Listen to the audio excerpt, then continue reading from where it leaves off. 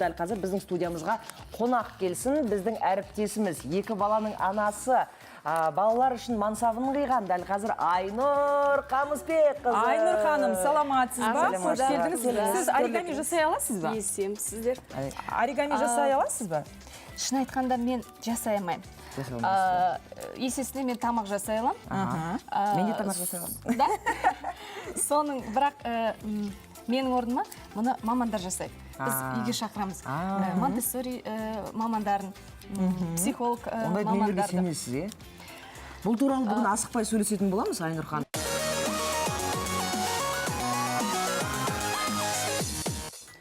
Қайырлы таң, тағыр мәрте, жалын сәлем баршаңызға. Мінекей, әдеттегідей жарнамадан бұрын айтқан болатынбыз, біздің студиямызға қонақ келді. Әріптесіміз Айнұр ханым. Айнұр ханым, тағы да сәлематсыз ба? Құлпырып кетіпсіз, тұрмысқа шыққан сізге жаққан ау шамасы? Солай деуге де болады. Айнұр ханым, енді сізді сағындық, телевидениеге қашан оралатын ойыңыз бар? Негізі сол сағынғандарыңызды мен де сезіп жүрмін. Себебі енді 7-8 жылдың көлемі болды. Мен іздей бастадым. Енді көрерменіңіздер іздемесін білмеймін, оларды іздейтін шығар әріптестерім. Себебі соңғы кездері көп осы бағдарламаларға қонақ ретінде шақырып жүрмін. Жайлап енді, мінекей әңгіме. Менің оригамим өкінішке орай шықпай қалды. Өйткені негізі тура осындай болып шығу керек болған. Бірақ менің қанаттарым кішкентай және менікі қарлығаш болып. Қарлығаш емес, не сияқты тура тышқанға ұқсап кеткен ба? Жақсы, не де болса да енді тырысып бақтық қой. Болмасаң да ұқсап бақ дейді. Енді екі баланың анасы, Айнұр ханым. Бала тәрбиесі жөнінде бүгін әңгімелесіп отырмыз. Ананың махаббаты шектен түсу мүмкін бе жалпы? Бұл сөз керек пе ана мен баланың махаббатының арасын? Негізі бұл өте күрделі мәселе. Қазіргі заманда тіптен мен махаббаты шексіз аналардың бірімін. Мен қазір мына жұмысқа шықпай, тұрмысқа шығып, жаңағы тамырымды жайып, балдай батып, судайсың бұлай тұрсын. Балалы болғаннан кейін тіптен мен сол тұрмысқа да енді аналығым, Фариза Оңғарсынова да айтты ғой, мен енді поэзиямнан да, барлық қоғам қайраткерлігімнен де ең жоғары тұратын аналығым деген еді ол кісі. Сол сияқты енді мен де солай деуіме болады. Бірінші, әсіресе екінші балама қазір енді сәл алыстау болуға тырысам. Бірақ бірінші баланы болсанғаннан кейін тіптен бәріміз таласып болған енді жолдасым өз алдына енді ол әке. Ол өте қамқор әке. Енем. Ол кісі тіптен енді бірінші немерем, ұлымнан деп аз түсіне түсіп әлгінге дейін. Бірінші бала кемпір-шалдікі ғой негізі. Енді менің атам жоқ, енем. Енеңізбен бірге тұрасыз? Бірге тұрамын, Бірінші балаңыз неше жаста сонда қазір? 6-да. 6-да. Жан жақтан қаншама ол кісіге де үлкен енді ересек адам ретінде сөйлейікші, расымен де. 6 жас деген енді үлкен бала ғой. Алыстан 6 жасар бала келгенде 60-тағы шал келіп, иіліп сәлем береді деген қазақта. Жан жақтан қаншама ол кісіге деген махаббатын сыйлаған ата-енеңіз бар, күйеуіңіз бар, өзіңізден бөлек әрине. Балаңыздың бойыңнан, мінезінен қандай да бір осы өзгерістерді байқадыңыз ба? Сәл-сәл өсіп келе жатқан кезде. Негізі қазіргі психологияда баланың қалыптасу кезеңі 5-6 жас дейді. Енді туылғаннан кейінгі. Сол кезде мен бірінші баламнан, қызым ғой, өзгеріс байқадым. Жаңағы осы күнге дейін оған берілген махаббаттың бәрінен аздап еркелігі тіптен жаңағы одан сайын ерке болып, әжесіне сүйеніп. Әжесі енді крышасы ғой? Ол кісі енді сол немеремен, көбіне сол немеремен, бірақ енді өзінде жұмыстары бар ғой, енем өте пысық, ет, тірі, сондай кісі. Кейде ол кісінің ырғағына ілесамай қаламын мен. Енді баланы тәрбиелеуде қандай қағидаларды ұстанасыз? Мен енді дәл мынандай деп айта алмайын, себебі мен балаларым кішкентай ғой. Осы мәселе менде көп толғандырады. Қазіргі мына психологиялық көп дамыған ғой қазір. Өздеріңіз білесіздер, мына қазір біздің ханымдар, әсіресе қазақ әйелдер енді өте ақылды, олар көп ең дұрыс деген барлық қағидаларды ұстанып, соны балаларына да бер, өздерінің өмірлеріне, тұрмыстарына бәріне пайдаланып жатыр. Мен соның көбісін қолдаймын. Сол сияқты, бірақ одан бұрында мен енді балалар енді кішкентай кезінде қалыптасу кезеңінде мен қазір сол кезеңдемін енді. Үлкен қызымның бірақ жаңа махаббат оған көп, бірақ оның мінезі жақсы. Ол мысалы көп есіріп кетпейді, көп тентектік жасамайды, мінезі алтын. Жатырқамай ма өзге адамдарға? Жоқ, жатырқамайды. Жаңағы енем көп алып жүргеннен кейін қайнап кем көп махаббатын төкті. Көпшіл дейсіз ғой. Иә, көпшіл. Кез келген адам жатырқамайды, сөйлесіп, ойнап кете береді. Енді екінші балаңызға екеуі де қыз ба әлде қалай? Екі қыз. Екі қыз. Ой, жұмаққа. Айнұр ханым, десеңізші. Енді мен сұрағымды аяқтайын. жақсы. Екі қыз тәрбиелеп отырсыз. Алла қаласа әлде ой топырлатасыз ғой енді демографиясына. Иә. Жалпы екінші балаңызға сәл ғана өзін алып ұстаймын деп отырсыз. Неліктен? Сонда бірінші баланың тәрбиесіне шектен асып кетті ма махаббатыңыз? Шектен асып кетті. Оның үстіне енді екінші балаға әкесі көбірек жақын, соған ұқсайды өзі. Тіпті қанның группасы бір екен. Мына баланың жалпы ұқсауына айтады ғой, мысалы, қан дейді, оны жай айта салады, оны түсінбейді екенбіз. Шынымен де, мысалы, үлкен қызымда менің группам, екінші қызымда жаңағы енем мен күйеуімнің группасы. Аумайды мінезі. қан топтары, иә? Сол шындығында рас екен. Бүгінен медик болмағаннан бұрын ойлана бермейсіз. Сіздің де анаңыз бар, иә? Сіз қалай тәрбиелендіңіз? Мінекей, иә. Сіз отбасында қанша ағайындысыз? Бұдан бастайық, сонан соң тәрбие. Ананың сіздерге деген тәрбиесі қандай болды? Біз бала кезінде біз қатал өстік шыны керек. Бұлай өсірді ғой бізді. Сізде қандай болды? Рас солай. Біріншіден мен енді ауылдың қызымын, екіншіден оңтүстіктің қызымын. Одан кейін менің ата-анамның екеуі бірдей мұғалім. Олар бізді ғана емес, бүкіл мектептегі барлық балалар тәрбиеледі. Әсіресе, мысалы, қазір мына мұғалімдер баланымды ұрып қойды, балама қатты сөз айтып қойды деп көп, мына кәдімгі телевидениедан материалдар шығып, сюжеттер беріп, соны мына нетіп жатады. Түйеде қып жатады. Бізге бор жіберетін ғой кезінде, бор. Борда указка бар кете береді. Енді қыздар тұрмайды, әсіресе ұлдарға. Мысалы, менің әкем енді ер мұғалім ретінде, әрі завучта болды, директорда болды.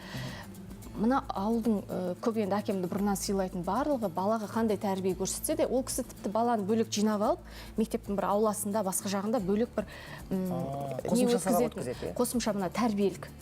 Жай мына партаға теліп қоймай, балаларды қазір сабақтан кейін жиналып менің артыма жүріңдер деп, өзі бір қосымша. Себебі ана ер балалар ез болмасын дей ме, әйтеуір. Соған ешкім қарсы болған емес. Менің баламды жаңа қатты сөйлеп қойыпсын деп тек ешкім келген емес. Тіпті мына ол кісі филолог. Қазақ тілі мен әдебиетінің маманы, әрі бұрын Алматыда жұмыс істеген кезде мына балалар колониясының тәрбиесімен айналысқан. Кейін сосын әке-шешесінен ауылға барғасын мұғалімдікті жалғастырды. Тіпті қобыланды келгенде былай қылышын етеді деп жаңағы театрландырылған көрініс сияқты болып өткізетін сабақты. Сосын ұлдарға несі қатал болды, тәрбиесі мысалы. Енді тәрбиеге келейік. Сіздерді қалай тәрбиеледі? Қатал. Көбінесе кімнің қарамағында өстіңіз? Анаға қарап па, әкеге қарап па? Әкеге қарап өстік. Себебі негізгі тізгін біздің үйде әкемізде болатын. Ол кісінің мінезі де қаталдау, өзі де көп нәрсені қадағалап отыратын.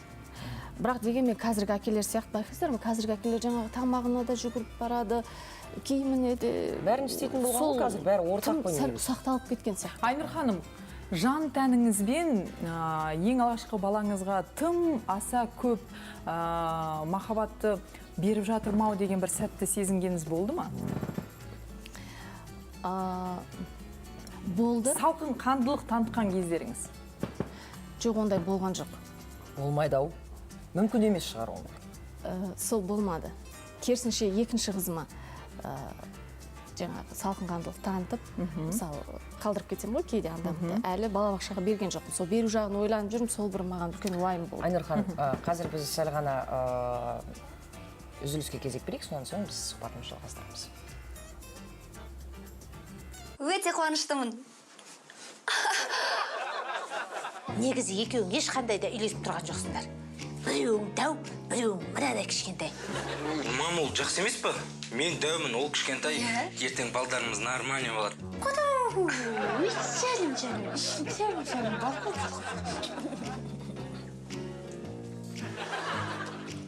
Ал онда көрейік. Мына біздің Тискенттер әулетіне жақсы келін бола аласың ба, жоқ па? мына менің немерелеріме жақсы ана бола аласың ба, әлде жоқ па? Содан кейін мен мына шөберелеріме жақсы әже бола аласың ба, әлде жоқ па? Содан кейін мен мына шөпшектеріме... Адамдар деген сонша уақыт өмір сүре ала ма?